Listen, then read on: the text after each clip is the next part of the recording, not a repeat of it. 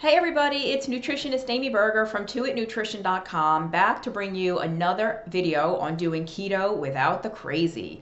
Man, this channel has almost 5,000 subscribers. Thank you so much. I'm very glad that you find these videos helpful and educational, and based on the views of each video, not all 5,000-ish of you are watching every video, but you think it's helpful enough that you've decided to subscribe, so thank you. I can't believe it's grown so fast. I've only been doing videos since last fall. It's only been a few months, and I think it took way longer than that to get 5,000 people reading my blog. And even now, I've been blogging for about 5 or 6 years, and even now, some of my blog posts will get 500 views, some of them will get 50,000 views. So it's like totally unpredictable as to which post is going to get a lot more attention and which ones are going to kind of fall flat. So anyway, I'm just so thrilled that so many of you find this helpful, or if you don't find it helpful, you're subscribing for some other reason, maybe to like make fun of me or something. It's all good. If you're going to make fun of me, you can make fun of my reddish nose. I have a cold again. I just got over a cold a couple weeks ago, so kind of a cough too.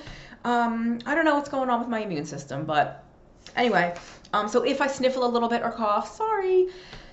Today's video, and hopefully the next one, are going to finally stick to my desire to have slightly shorter videos. So let's get into things then. What is the topic of this video? The 3 things you need on keto. The 3 things you absolutely must have on keto. And do you know what they are? Get ready, get a pencil. You're going to want to write this down. You have to have these 3 things to be successful on keto. Are you ready? Number 1, water. Number 2, foods that are very low in carbohydrate. Number 3, possibly supplemental electrolyte minerals. And that's a possibly. There might only be 2 things you need on keto. Now, if you think that the title of this video was a little trick question just to get you to watch, you're right. Those are literally the only 3 things you need to be successful on a ketogenic diet. Whatever you've heard out there, all this other complicated stuff is not necessary. Now, don't kick me out of the club yet. Don't shove me off. Don't stop watching the video. Let me explain. All this other stuff, all this keto paraphernalia that exists now can be helpful. It can be useful. It's just not necessary. It's not essential. So those are the 3 things that are needed: water, foods that are very low in carbs, and possibly supplemental electrolyte minerals. And by that, I mean sodium, potassium, and magnesium. That's what's needed. Here's what's not needed. And this is just the short list. This is just what comes to like off the top of my head. A ketone meter, exogenous ketones, a glucose meter, MCT oil, powdered MCT oil coffee creamer, almond flour, erythritol. Let's see, I got notes, so I'm looking off camera at the notes. Urine test strips, a Fitbit, a ring that tracks your sleep patterns. Guess what, kids? None of this is necessary at all. With regard to food, when I say that you need low carb foods, there's no one particular food that's required, right? Keto is the simplest thing possible. It's like the simplest way of eating anyone could possibly devise, and everyone is so intent on making it so complicated.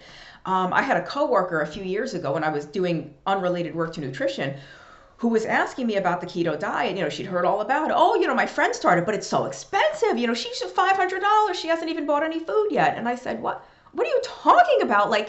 And I think it's because people are buying all these meters and gadgets and trackers and stuff, these food products that are not like foods. They're food products, they're bars, they're shakes, they're powders. And you really only need the food. And the beautiful thing about a low carb or ketogenic diet is there's no particular food that you have to consume or that you can't consume, right? There's no any particular food that is or is not keto. You can do a ketogenic diet if you keep kosher. You can do it if you follow the laws of halal. You can do it if you're a vegetarian. You can do it if you're a vegan, although I don't recommend it. You can do keto if you're allergic to shellfish. You can do keto if you're allergic to dairy. You can do keto if you don't like bacon. I don't know why anyone wouldn't like bacon, but hey, if you keep kosher, I am Jewish, but I don't keep kosher, so I enjoy my bacon, I enjoy my pork chops. If you don't like avocados, you can do keto. So all these keto cookbooks that are loaded with dairy recipes and with guacamole, you don't have to eat any of that. You can make your ketogenic diet out of other foods that suit your taste preferences and your allergy needs and all that stuff. Um, let's see. And so there's no one food that's required. Like, I get emails from people, I don't like eggs. Can I do keto? Yeah. Eat any other low carb food that's not eggs. Hey, I'm allergic to dairy. Can I do keto? Yeah. Don't eat dairy.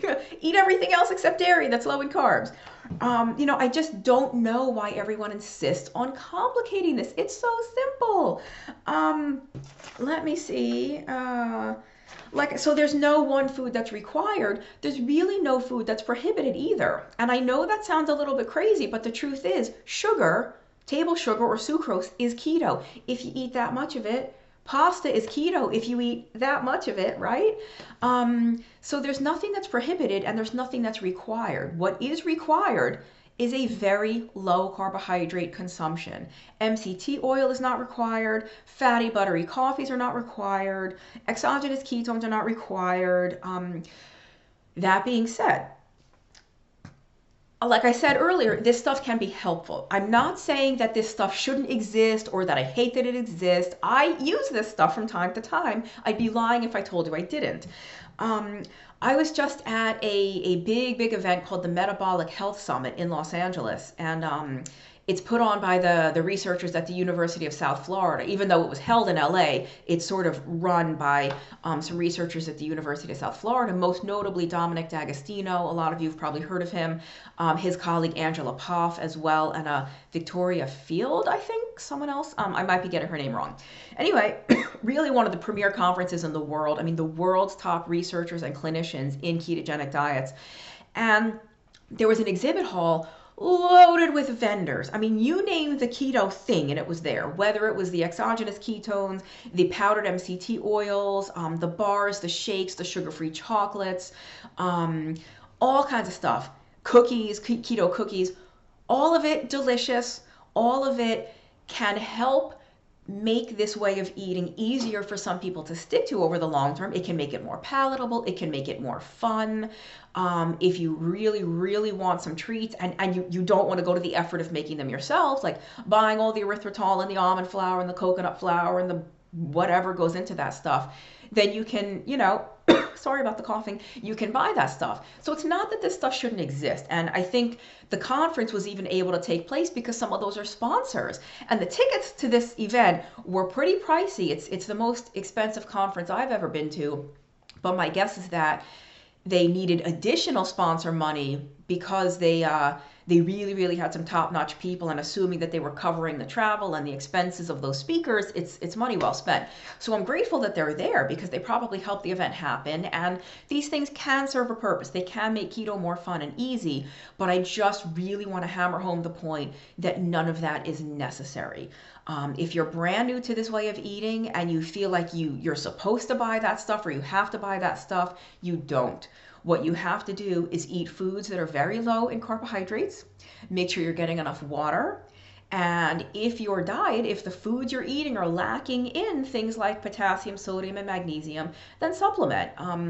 You can get potassium and magnesium supplements, or with sodium, you just want salt. Just take table salt. It doesn't have to be fancy schmancy pink Himalayan salt, black Hawaiian salt. Regular table salt, NaCl, sodium chloride is fine. Salt your foods liberally, be generous with a salt shaker, and eat foods that are naturally salty, like bacon, olives, pickles, stuff like that. Cured meat, salami, prosciutto, things like that.